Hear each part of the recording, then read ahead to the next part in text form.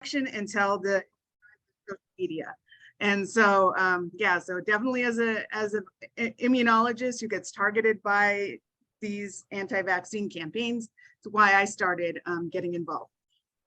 Let's see all right, so there is a difference between what we often hear as disinformation and misinformation. The whole difference between them is intent. Unfortunately, the word misinformation is being propagated even by our media lately as disinformation. I am not sure. I need to consult with other disinformation trackers about why this is happening, but misinformation basically is false information spread unintentionally, while disinformation is false information spread intentionally.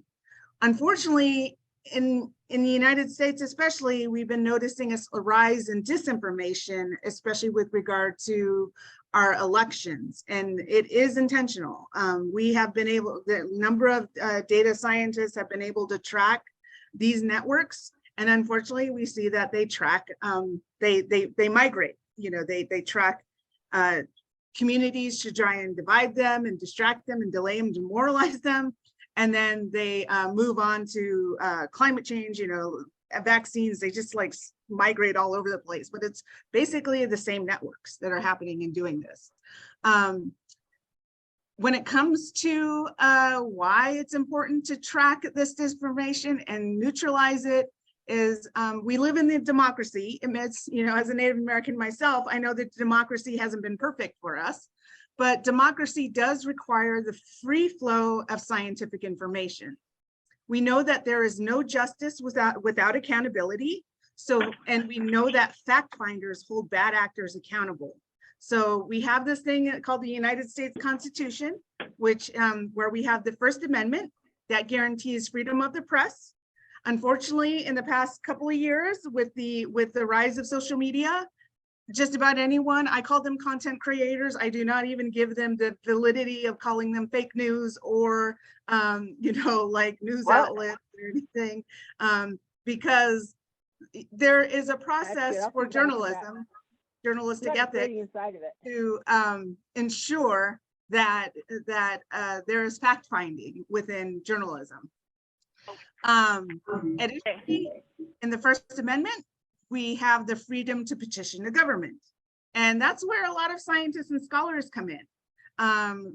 We need scientists to have the freedom to study and solve problems.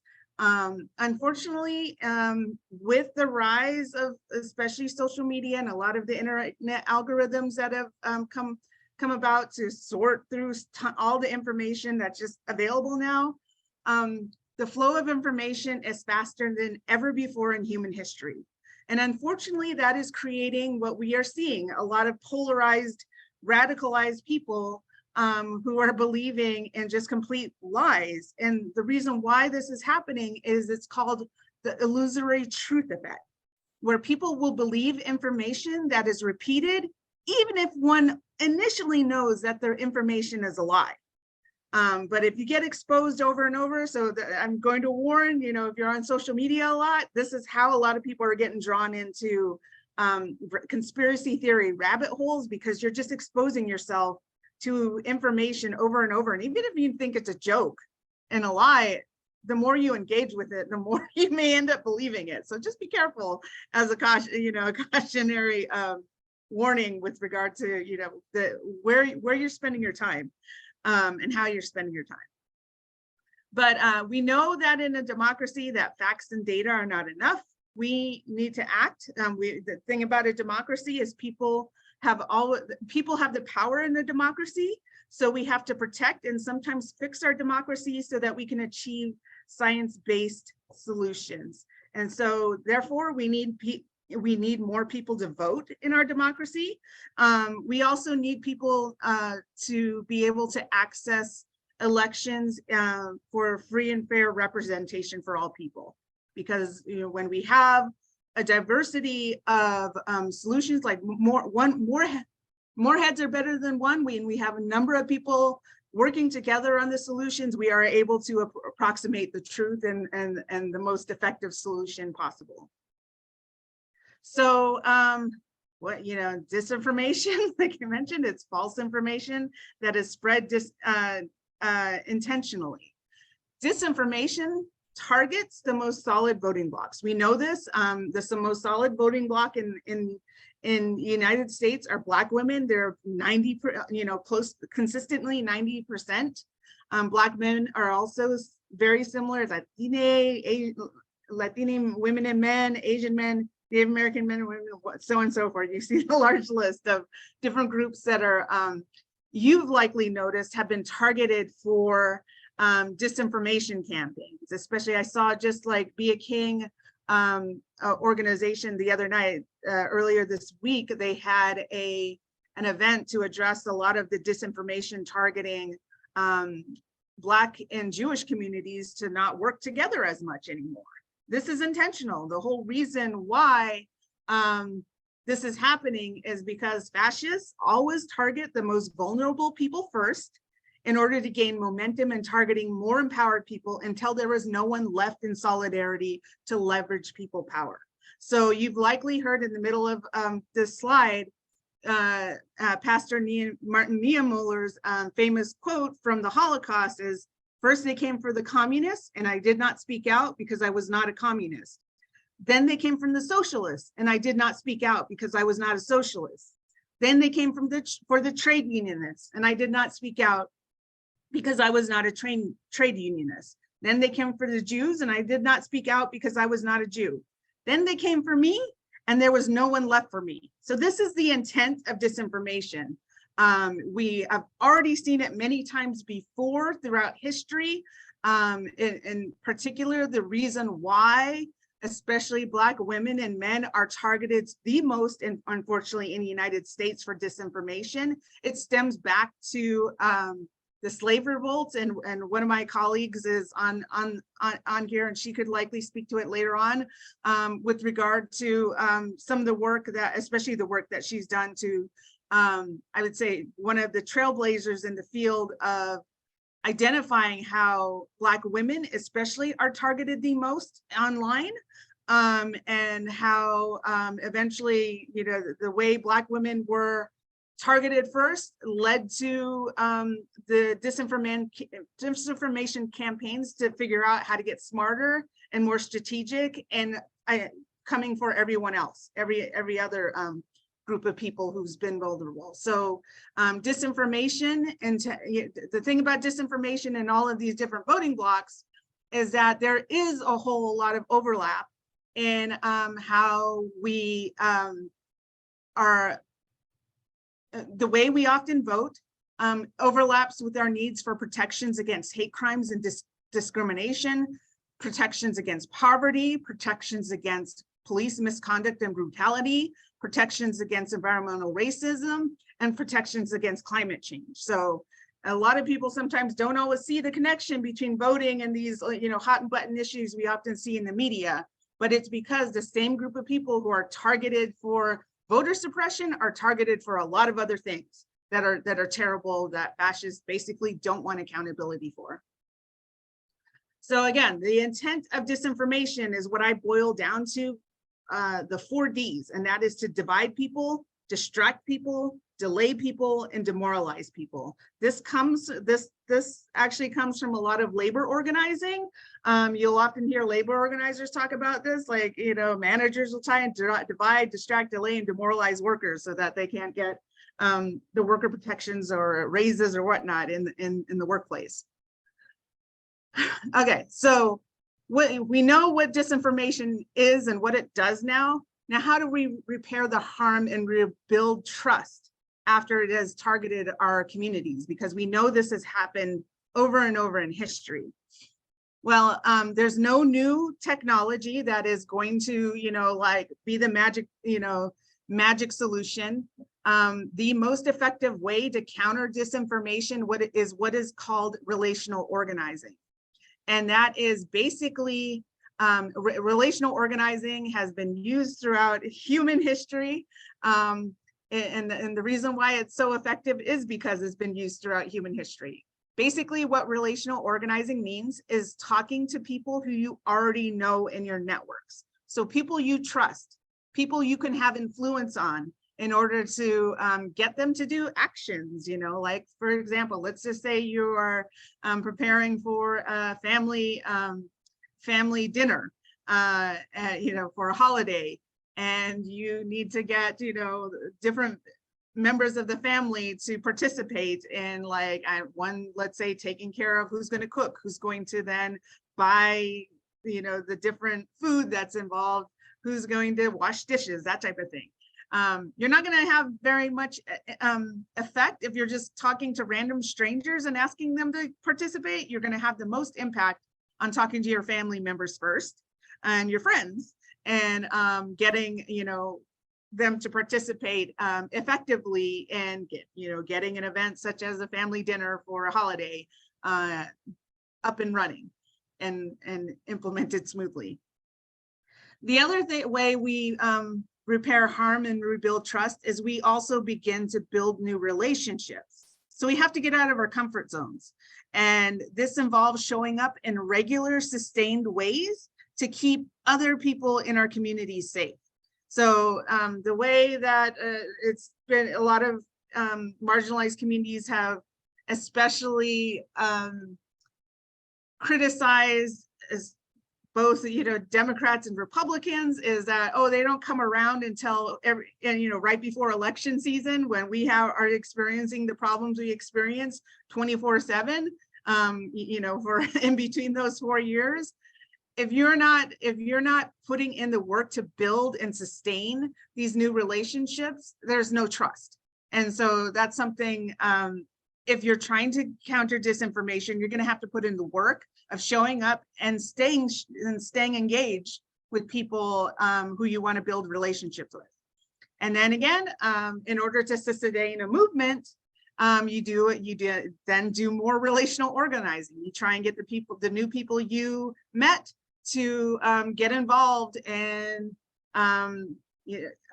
different actions that you need them to get involved in. And so it could be like, hey, stop spreading that disinformation. Hey, why are you, why are you talking like this, and that type of thing. But there has to be trust.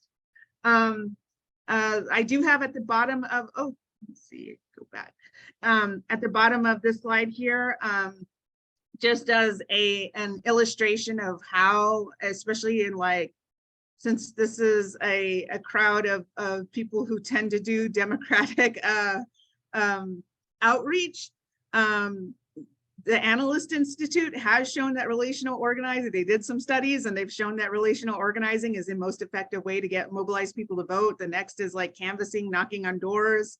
And then after that, the most effective way is phone banking, then text banking, and especially social media. So if you think you're gonna change people's mind by just putting up posts on social media, you are doing the least effective way of changing people's minds. You're gonna have to go put in that work, put some skin in the game of talking to people who you already know.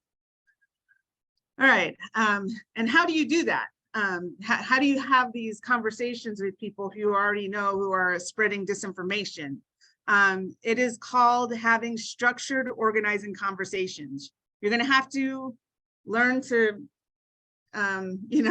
oftentimes bite your tongue on some of the things that they're going to say that's offensive. And so 70 to 80% of your initial conversations will have to be just listening.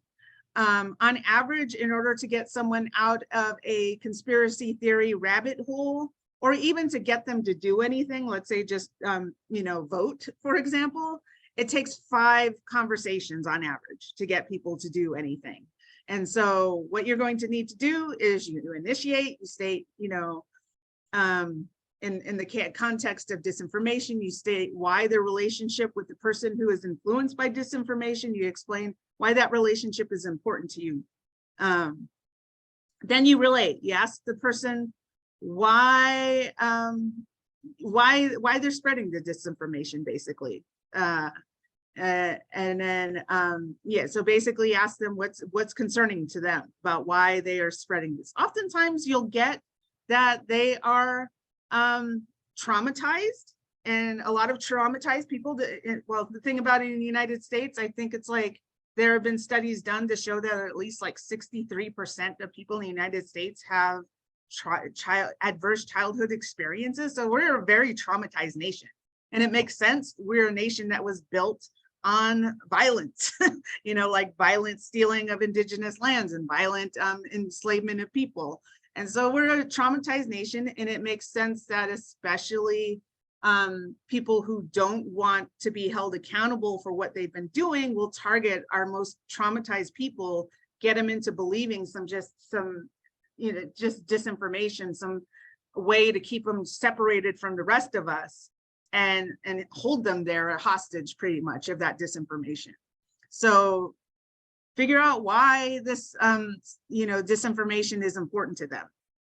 Then you would educate, you would start giving factual information about the concerns raised by the person who's spreading the disinformation or entrenched in disinformation.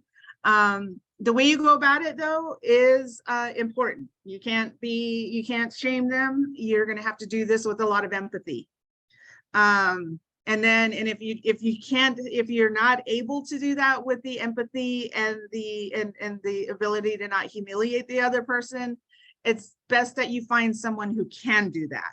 Because again, the only way we're going to get out of this is if we have the emotional intelligence in order to realize that, hey, these uncomfortable conversations, in order to protect the rest of us, we have to make sure that the most vulnerable people are safe. And sometimes it may not always be you as the person who's able to have those conversations, those most emotionally intelligent conversations. The next part of a structured organizing conversation is you agitate them. You do ask why some people intend to divide, distract, delay, or demoralize people from organizing for solutions. And then you ask them how things will be better if the person being influenced by disinformation, how things would be better if we are organizing to implement those solutions. I've actually, I've used this formula many times. I've been hired, and especially a lot of swing states, to convert over inconsistent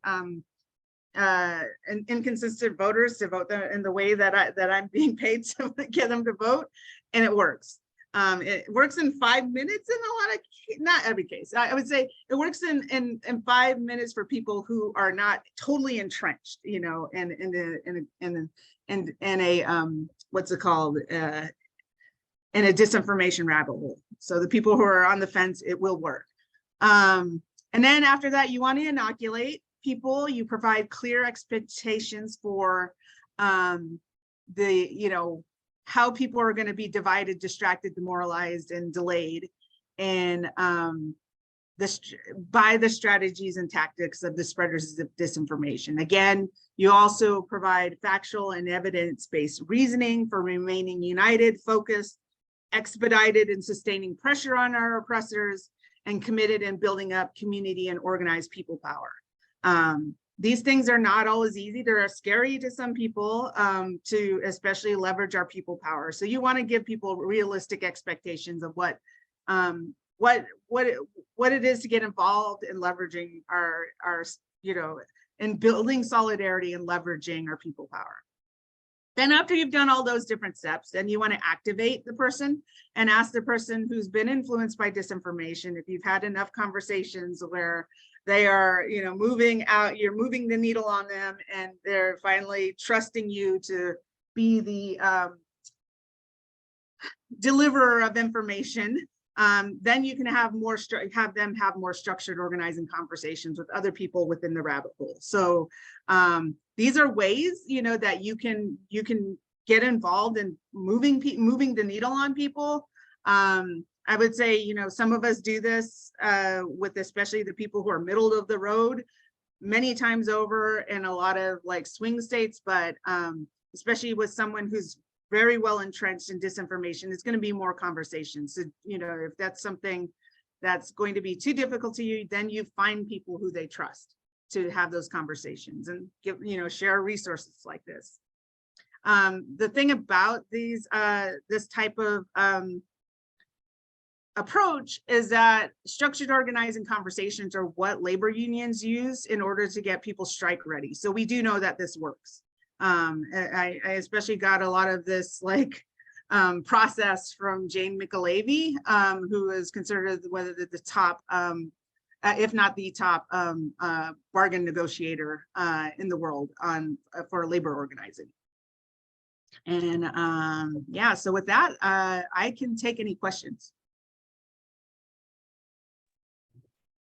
Thank you so much. I know that's a lot of information, and that's just a small piece of the puzzle. And some of you probably already recognized maybe yourselves in one of these pieces, but relational organizing has been the foundation, yes, of our program and why we started Family Matriarchs, but also the way that we center our voters. We're one example in this organizing the structure, and then there's others when people organize around other environmental groups or, like I said, unions, but there's always a method to this and there's a strategy. So thank you for sharing that with us. But if there's anybody, go ahead and raise your hand or chime in and see if you have any questions.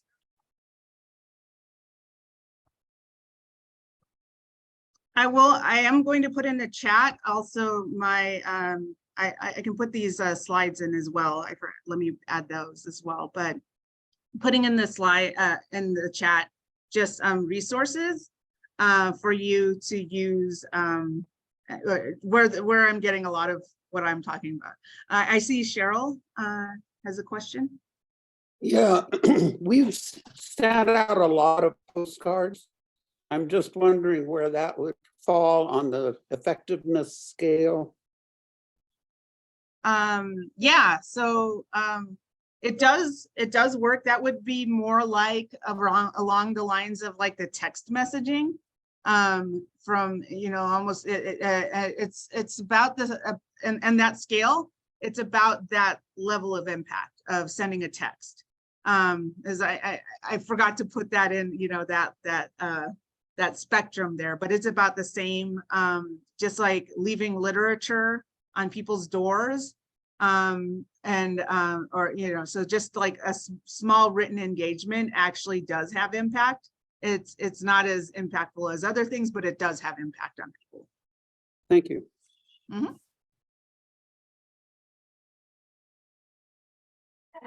Thank you. Yeah. Oh, I have one general question. So, Sure.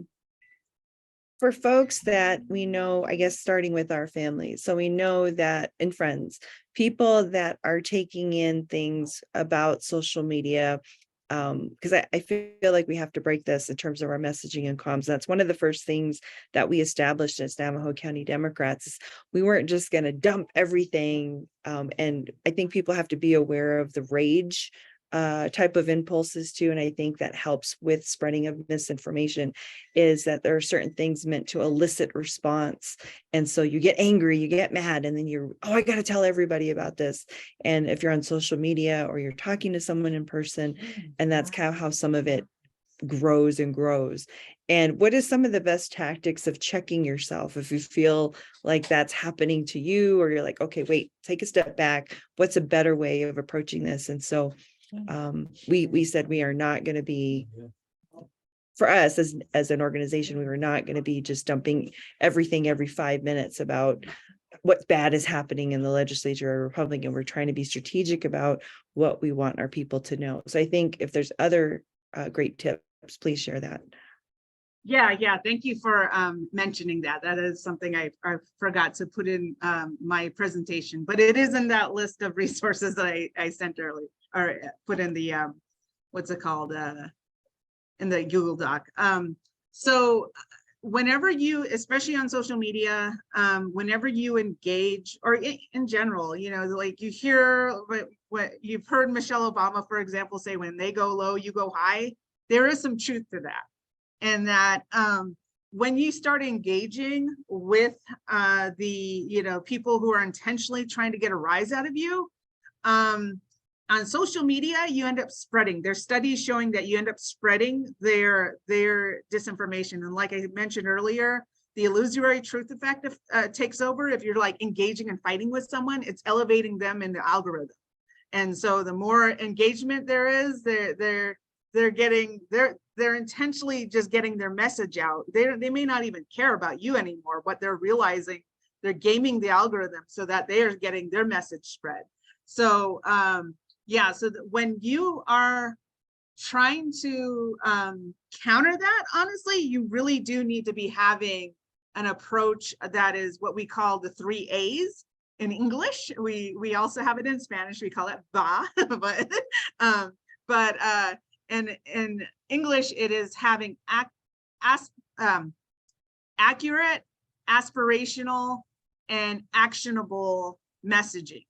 So again, it's like you can just sum it up to when they go low, we go high, where you're like, okay, I'm going to spread accurate information about what I want people to know. I'm going to spread, you know, like if you're organizing something and you're trying to organize a solution, what will things look like if we accomplish our goal? Like we know we're working toward a particular goal in order to like fight poverty, make sure everyone has, you know, safety or food or, you know, housing.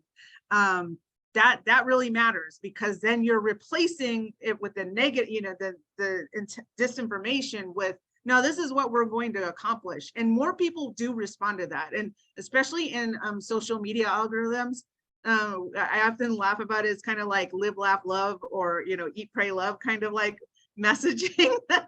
So like, especially like Facebook and Twitter, like Apple, well, maybe not Twitter so much anymore, but you know, like, but that type of messaging, you can sum it up to that. Like, okay, how can I create these types of messaging that is positive and that people will be like, yeah, I want that. I want to be a part of that. So you're also in a sense creating like a fear of missing out, you know, which humans are hardwired for that as well. You don't want to miss out on being a part of something that's good and positive. And then it's actionable. Like you tell people what they need to do in order to help get, you know, implement that solution. So yeah, we call it the 3 A's, but yeah, those are the 3 things you need to be keeping in mind when you're being strategic about countering disinformation, instead of just fighting with it and saying, you know, because you're helping to spread, you know, there's just so many studies showing that you're helping to spread the disinformation when you like get in fights with them. And that's what they're looking for. They're trying to get rises out of people so that you may not even think you're that important, but you are in spread, you know, getting the repetition of their message out, you know, because they don't know who you're, well, they don't always know who your networks are, but they're trying to access your networks for repeating their messaging because they're likely vulnerable people in your Thank you. networks. Oh, yeah. And then Steve. Yes, Doctor, thank you very much. It was just fascinating by listening to you, and in particular the last segment. But I wanted to talk to you about the last slide you had on there, as far as the 70–80% and disinformation.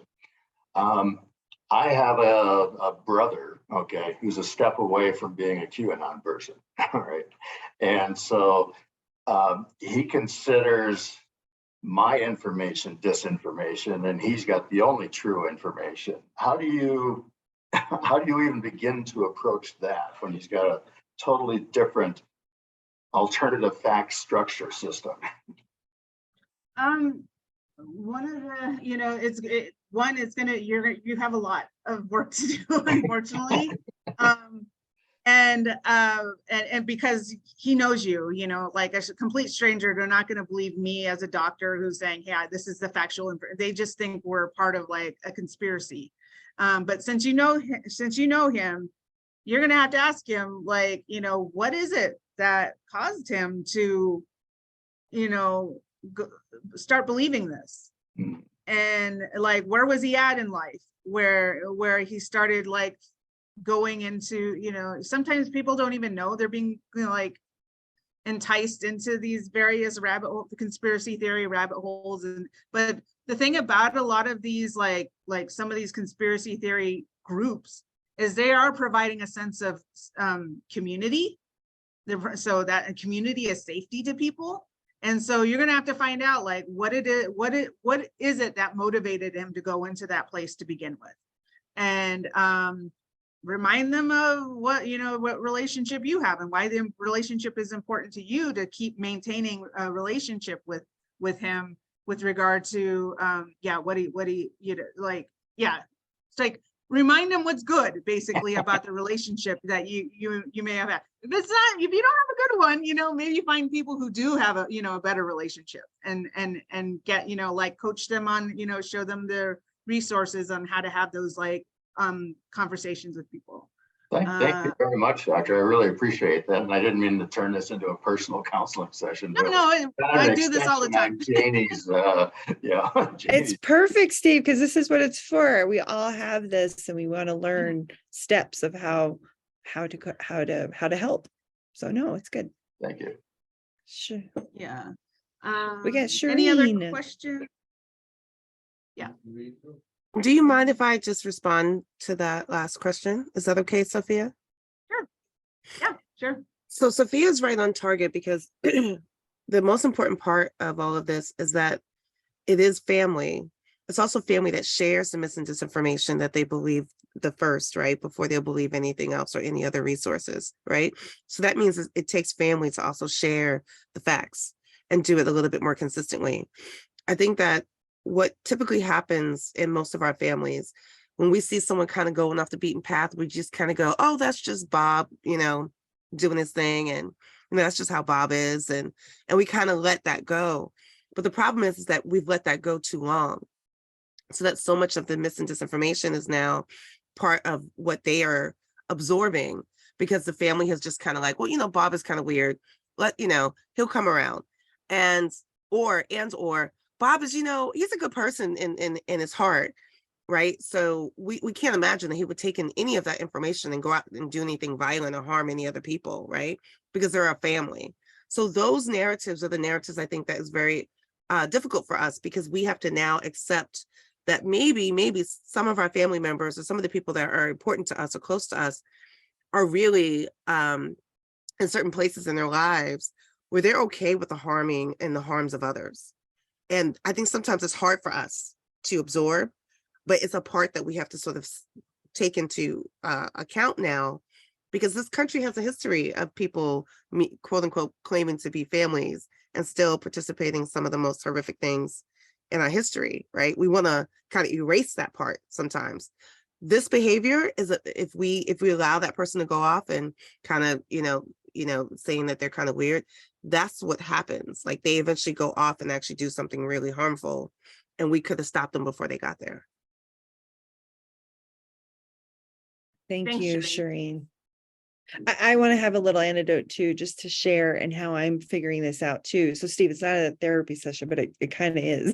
Not really, but really I have a relative who's like that we realized, they went off on the Trump, and it came through the churches, we realized, where this really invalid, I don't know how to say the name, evangelical, there we go, churches where she started attending, and it was becoming more and more. And then all of a sudden we realized, okay, she's with those hardcore Trumpers, and we were watching on social media, and it was really disheartening. And we learned though that, she was seeking, for me, in my mind, she was looking for family, community somewhere, because she was not getting it with our family. She's a distant relative, but we didn't know she was adopted out. She came back into our family's lives several years ago.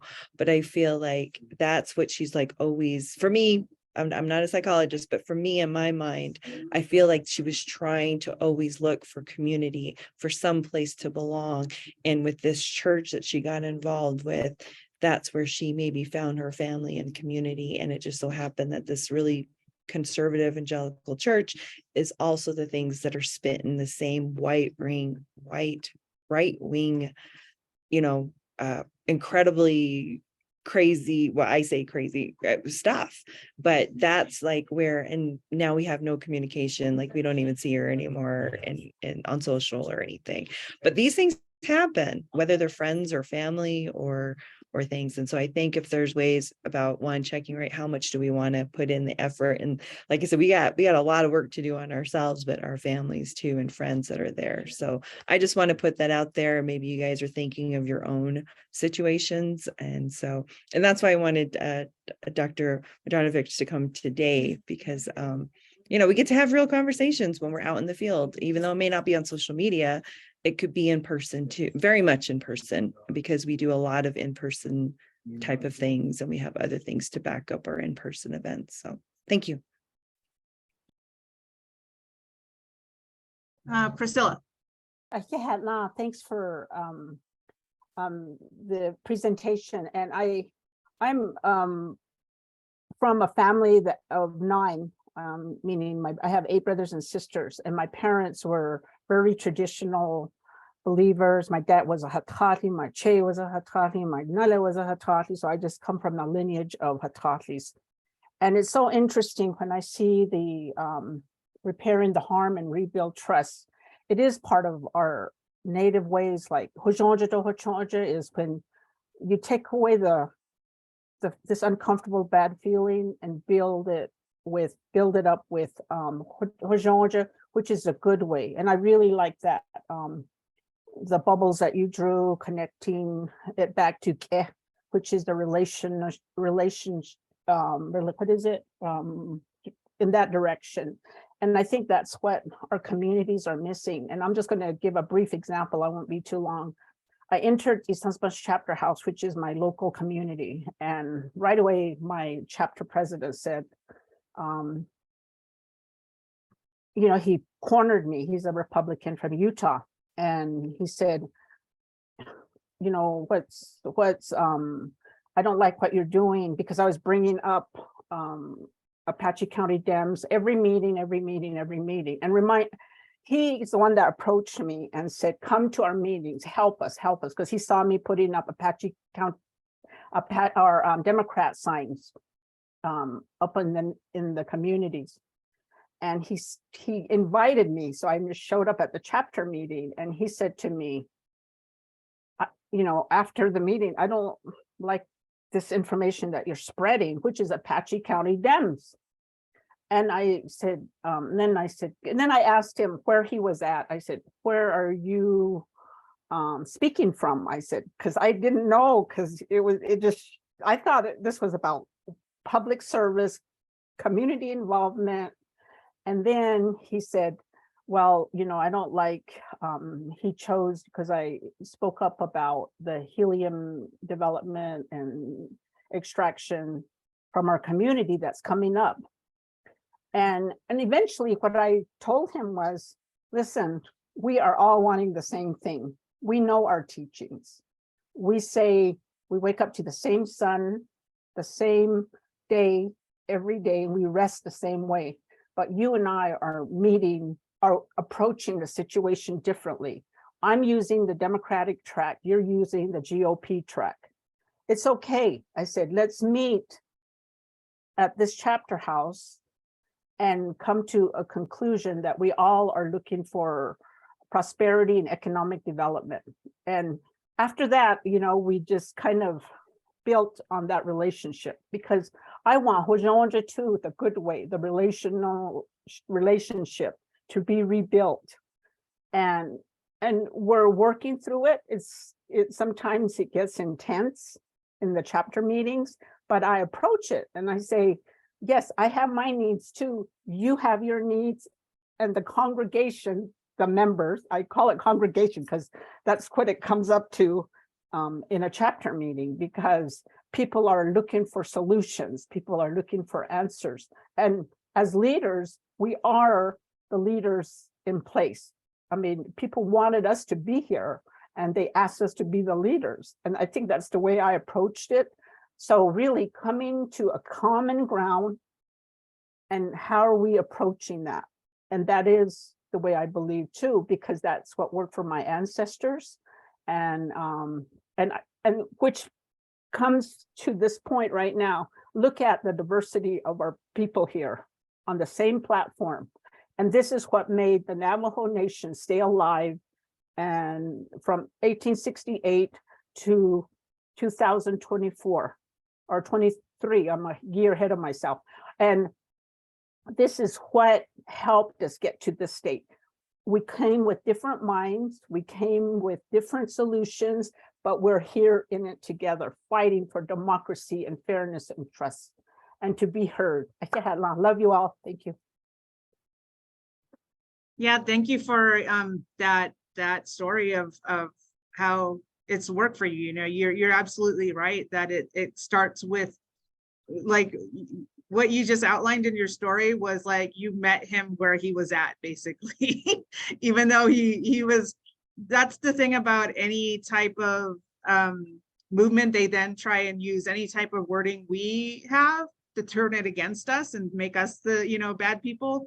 But you met him at where he was at and said, hey, you know, I know you want to look at solutions. I want to, you know, you're trying to implement solutions. I'm trying to implement solutions. And you built from that point on. And like you're saying, it's not easy, you know, you're having to, but, you know, like, because you have that relationship with him, that is what's going to go the distance. If it were me, it wouldn't, you know, it wouldn't have come out the same way. He would have all these questions like, who are you? Why are you here? You know, type of thing. But I'm sure he knows you in some way in the community. And so that's powerful. So thank you for doing the work, because I know it's not easy. Thank you all so much for providing feedback and questions. And again, thank you to our special guest for joining us today. We are on time, closing out here. And so thank you so much. We will have we have this recorded, this particular section, and we can then pull out some pieces for you all to learn from and further study and implement on your own. So thank you again. Just some quick last minute announcements. Miss, I'm not sure how far you got to go through in the beginning for maybe our next meeting date or time, and any expectations for the month of February. I think that whatever you want to cover is always a good reminder. Okay, great. So just so that you know, we all had a planning meeting, a pre-planning meeting, really a smaller planning meeting, and then we'll later invite a larger planning group. But I think it's going to help us give directive from our first quarter. So this month in February, we have 2 organizers that are going to concentrate on this relationship building, continuing it with the voters and the people that they know from last year, helping out community service projects. You know, Lorraine and Casey are out there delivering bluebird flower. They're helping giving people rides to the grocery store. They're helping deliver firewood and just getting ready for and seeing where they're helpful in their communities, in addition to maybe having conversations when it's appropriate about you know, people will have questions. How did my vote count? I don't even know what happened. What happened when I voted? So then that's going to be an incremental education piece to let people in our communities know what happened with their votes in the midterms. Why do we need to know who's in office? Why does that matter? And then we eventually in the farther long term want to build up to education around county offices, because we concentrated a lot on the state this last year. We want to look at county offices. What do they do? Who's there? Why do we need to work with them? Those kind of things. So we're going to start out really small, and then we have some specific projects that we're going to be working in White River.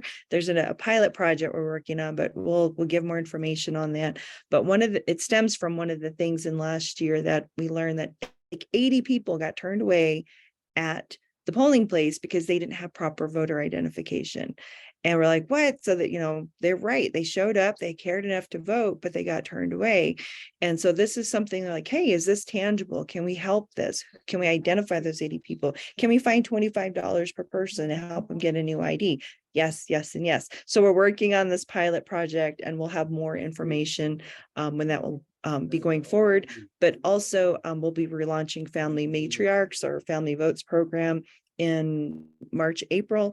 But right now we're just getting a lot of legs back and getting our planning and helping with the transition from me to Lauren, and getting all of that going. So I'm still going to be around as a volunteer and helping, but I'm also going to be building up on the other side. And but yes, thank you all again for all your efforts and continuing with our team. I love that, you know, we come together when we need to too, and we continue it even after election day. That's the most important thing for me, is we get to tell our voters we're here and we're not just asking for your vote, and we're here to help all year round.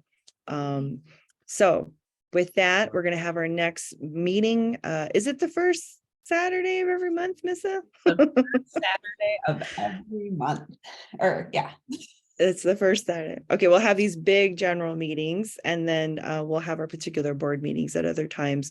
But we have a lot planned. We got a lot of energy. Cafe Sixes, as we used to call them Cafe Sevens, Cafe Sixes, we're thinking about relaunching them. And we'll have some great guest speakers again and lined up. And all of this again is to fulfill those goals in our strategic plan and help us just be a better organizing team every year and build upon that. So. Any other closeout remarks, Miss Ice? Okay, and I shared a picture of our new board. We're going to put that all over social media and our email list too, so people know who our board is. And thank you to our new board members and our guests that joined us today. I think we're good. Okay, we'll go ahead and end. Stay involved. Thank you all. We'll see you next month.